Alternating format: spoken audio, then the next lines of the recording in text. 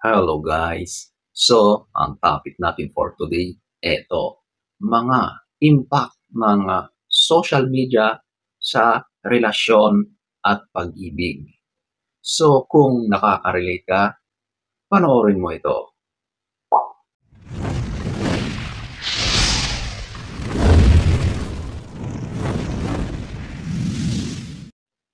So, diretso na tayo. Huwag na tayong magpaligoy-ligoy. Number one, ito yung increased insecurity and jealousy. Ang social media talaga, halos lahat dyan ay ginagawang tambayan ng karamihan. At yan, madalas, inilalagay nila yung best moments ng kanilang buhay. Kahit sabihin natin na sa larawan lang, nagiging perfect or maganda ang imahe nila, gagawin nila yon, okay? At ito ang nagiging dahilan kung bakit ang iba ay nakakaramdam ng insecurity. Lalong-lalo na kapag ang mga ipinopost, pinapublish dyan sa social media ay puro magaganda, perfect relationship. Madalas ang iba dyan ay nakakaramdam talaga ng inggit, ng insecurity. Kasi ikinukumpara nila yung kanilang relasyon doon sa nakikita nila sa social media. Although marami din ang magagandang kwento dyan, pero yung iba, hindi ipinapakita ang tunay na estado ng relasyon. Kundi yung iba dyan ay hanggang larawan lang, di ba? Pero sa totoong buhay, marami ding pinagdadaanan yan. Okay? At ito naman, doon sa jealousy. Nakakapagbigay yan ng pagseselos sa mga magkakarelasyon. Lalong-lalo na kung ang iyong partner ay napaka-active dyan at madalas nagla-like, nagko-comment, at kung ano-anong interactions sa ibang mga individual. Lalong-lalo na sa opposite sex, di ba? Kapag nakita ng partner mo yan, sigurado na makakaramdam yan ng selos. Bakit? Kasi may karelasyon ka na, tapos dyan ka pa nakikipaglandian sa social media. Kapag may karelasyon ka na, tumigil ka na dyan. Huwag ka nang mag-thirst trap, huwag ka nang magbigay ng mga kakaibang signs or motives dyan sa social media sa ibang mga tao. Okay? Kasi sigurado na kapag nakita ng karelasyon mo yan, magagalit yan, magsiselos yan. Okay? So, ayan po, ang number one. Number two, eto yung trust issues. Talagang sa panahon ngayon, napakaraming mga hindi magandang nagaganap sa social media. Kaya madalas, ang ginagawa ng tao, ng partner na gumagawa ng kalokohan, nagdi-delete yan ng message. Nililinis niya ang kanyang telepono. Ang history ng kanyang activity ay nililinis niya para walang makita ng kanyang partner. So, once na may nakita or nahuli ka ng partner mo, sira na ang tiwala dyan. At kapag nangako ka, nag-explain ka na, hindi na yan maibabalik sa dati. So, ayan na, nagkaroon na ng lamat pagdating sa usaping tiwala. Yung trust issue, ang unang-unang naaapektuhan dyan. At sa social media rin, yan na ang ginawang tambayan ng mga nakikipag-flirt, nakikipaglandian.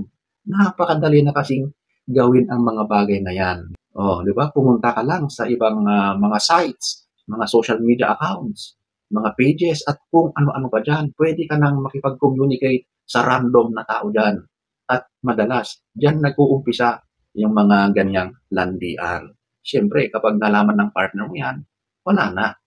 Kaya kung hindi mo kayang panindigan ang relasyon na pinasok mo, huwag nang makipagrelasyon, okay? Kung hindi ka pa handang mag-commit, huwag na. Number two. Number three, ito yung unrealistic expectations. So, di ba, napakarami talaga ang napapanood sa social media na mga nagbabahagi, nag-share ng kanilang perfect na relasyon. Ang gandang tignan, napaka-sweet nila. Para silang isang fairy tale, di ba? Pero behind that scenes, hindi talaga perfect. May mga imperfections pa rin yan. pero yun ang ipino-project nila sa social media. So, yung expectations ng mga taong nakakakita sa iyo sa mga ganyang mga posts, kailangan mong panindigan yan. O, di ba? So, ang nangyayari tuloy, nagiging unrealistic na siya. Kasi hindi naman totoo yung ipinapakita nyo sa public. So, it is better na kung nasa relasyon na kayo, mas maganda na limitahan yung mga ganyan o huwag nang mag-post ng kung ano-ano. Alam nyo, mas masaya ang relasyon kapag medyo dumidistansya kayo or hindi nyo ibinabahagi lahat sa social media ang mga bagay na nangyayari sa inyong relasyon. So, unrealistic talaga siya kasi darating yung point na mapapagod din kayo. So, it is better na huwag nang ipakita ang lahat-lahat na nangyayari sa relasyon nyo sa social media. Number 3. Number 4, eto, yung lack of quality time. Oo, alam nyo, ang social media, napakagandang tool yan para mas nakikipag-communicate tayo. Napakadaling makipag-communicate sa ibang tao. At ganun din sa isang relasyon. Madali mo siyang makausap, madali mo siyang makontak, magbigay ng mensahe at lahat-lahat. Pero marami din itong masamang impact sa relasyon.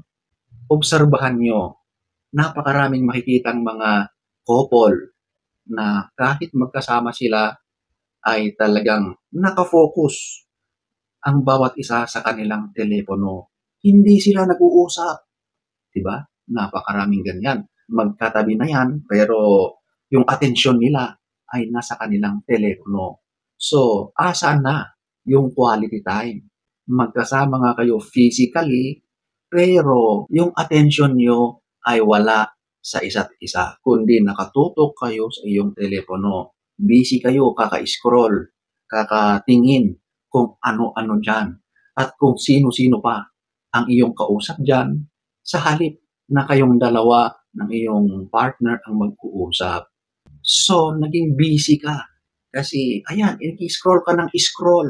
Chine-check mo yung mga notifications mo at kung ano-ano pa dyan na mga laman ng mga account mo, ng mga social media accounts mo. Yung time nyo sa bawat isa ay naubos lang sa kakakalikot ng iyong telepono. Number 4. Number 5, ito yung emotional distance. Napakaganda ang social media, ang technology para mas mapadali, napakabilis ang communication. Pero dahil sa dyan na tayo nakarely, over-reliant sa technology, sa social media, sa pakikipag-communicate sa ating karelasyon, nawawala na yung talagang personal touch, yung emotional connection ay nawawala na. Kasi puro virtual na eh. Puro na sa text, chats, video calls, tapos madalas ay wala na yung lalim ng pag-uusap ninyo compared sa personal, yung magkaharap kayo, di ba? Iba pa rin yung harap-harapan kayong nag-uusap personally.